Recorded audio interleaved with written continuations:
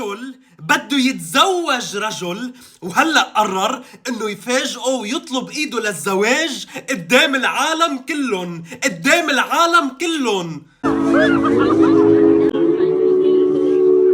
قال هيدا ابو كرش عمل لي حاله عم يتطلع بالبلاوين الحراريه بالسما، وقال انه هو ما بيعرف انه هلا رفيقه بده يطلب ايده للزواج ويتزوجوا.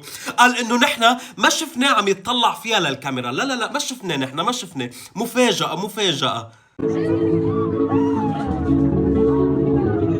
لك انا ما عندي مشكلة انه رجل ورجل قرروا يتزوجوا، انا اللي قاهرني واللي معصبني واللي مجنني انه العالم حواليهم ما عم يتطلعوا فيهم، كأن شي عادي جدا انه رجل يطلب ايد رجل تاني للزواج.